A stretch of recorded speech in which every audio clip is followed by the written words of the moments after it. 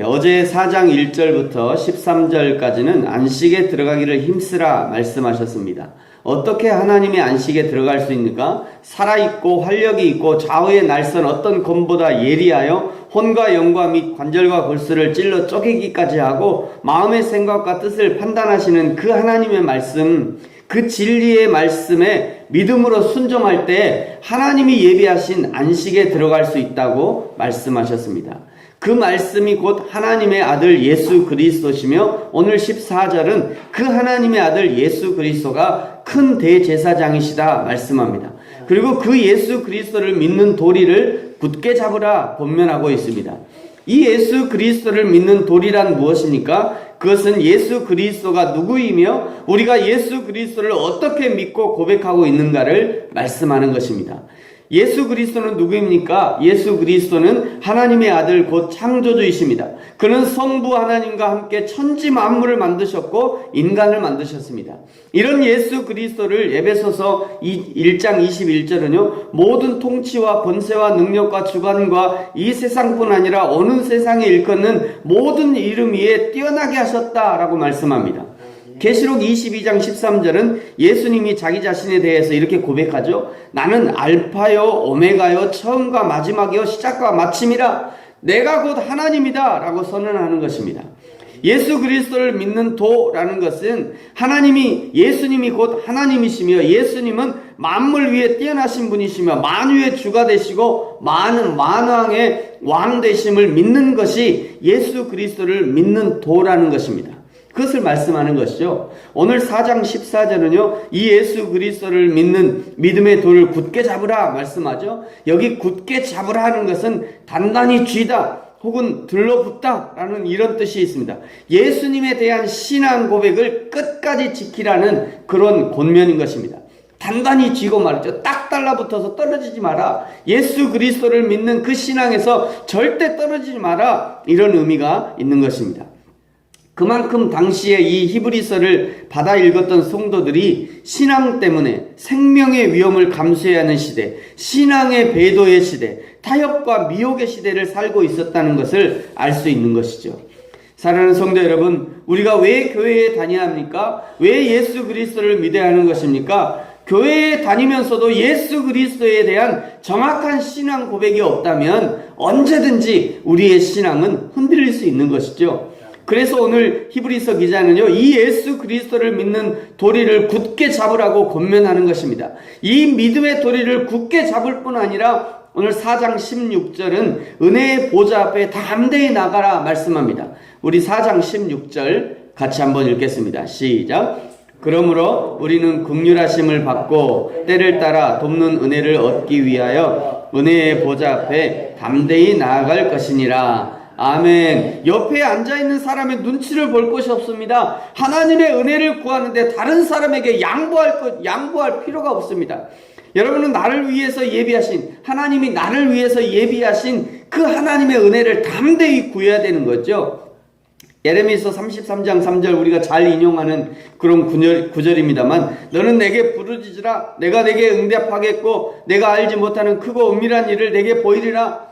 우리가 이제 예배를 마치고 주야 하고 3번 이게 주여 삼창을 하지 않습니까? 어떤 분들은 저희 교회에 오셔서가지고도 늘 오시는 분도 이게 저에게 가끔 물어봐요. 목사님 왜 주여 삼창을 합니까? 이렇게 물어봐요. 뭐 굳이 주여 삼창을 해야 됩니까?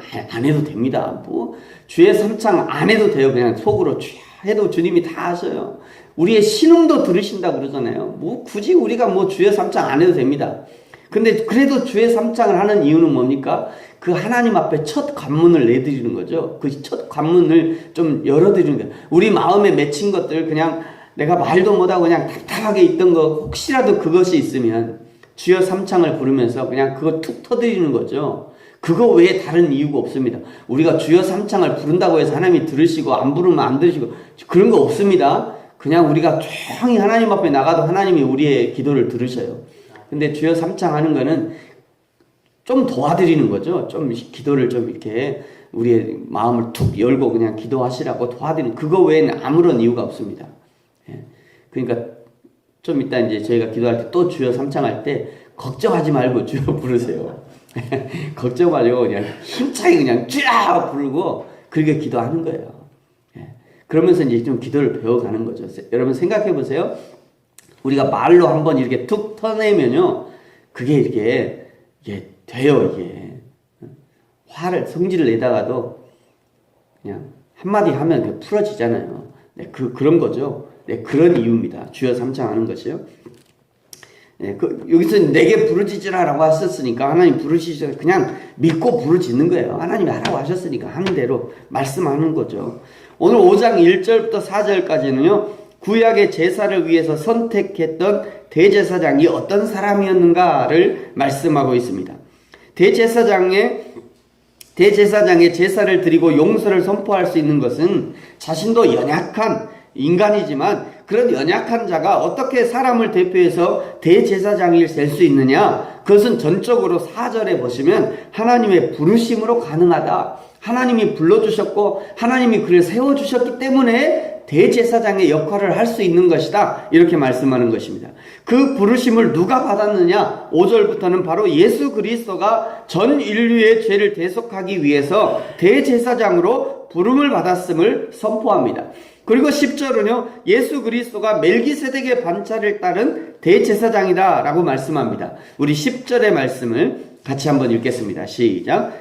하나님께 멜기세덱의 반차를 따른 대제사장이라 칭함을 받으셨느니라. 아멘. 여기 멜기세덱의 반차라는 것은요, 멜기세덱과 같은 유형의 대제사장이다 이런 의미입니다. 예수님과 멜기세덱은 매우 유사한 삶의 형태를 보이셨습니다. 여기서 히브리서가 멜기세덱과 그리스도를 연결시키는 것은 그리스도께서 아론 계통의 제사장들보다 훨씬 더 우월하신 존재라는 것을 말하고 싶은 거죠. 아론 계통의 제사장들은 오직 제사 직무를 감당하기 위해서 기름 부음을 받은 존재에 불과하지만 예수 그리스도는 제사장이면서 동시에 왕으로서 기름을 부음 받은 존재로 훨씬 우월하다는 것을 말씀하는 것입니다. 이제 11절부터 14절까지는 이 멜기세덱에 대해서 히브리서 기자는 많은 말을 하고 싶지만 그러나 이 성경을 읽는 너희가 많은 것을 다 이해할 수 없으므로 설명하지 않겠다 말합니다. 이것은 당시 히브리서를 읽는 독자들이 적어도 하나님의 말씀을 알아듣는 수준이 아직 초보적인 수준이었음을 알 수 있는 것이죠. 12절에 보시면 이제 믿은 지도 오래되었으니까 마땅히 선생이 되어야 하지만 그러나 아직도 초보적인 신앙에 머물러 있음을 지적하고 있습니다.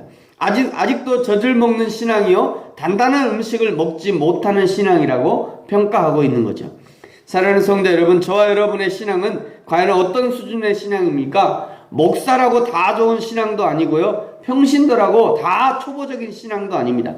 직분과 상관없이 내가 지금 어떤 사역을 하고 있는가도 상관없이 하나님이 인정하시는 신앙은 전혀 다를 수 있다는 거죠. 사람들이 아무리 대단하다, 성공했다 평가해도 하나님이 인정하시지 않는다면 그것은 실패한 신앙일 것입니다.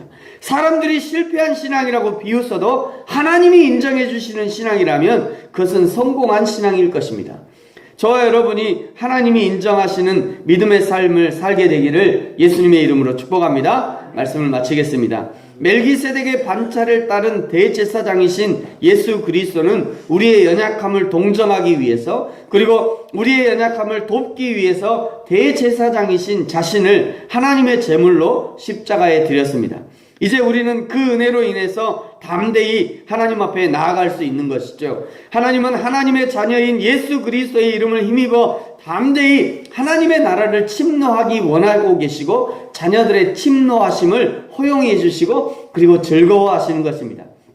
그리고 그 요청에 기꺼이 응답하기 위해서 기다리고 계시는 것이죠. 이 하나님의 마음을 알아서 날마다 은혜의 보좌 앞에 담대히 나아가 응답받는 믿음의 사람들이 되어지기를 예수님의 이름으로 축복합니다. 기도하겠습니다.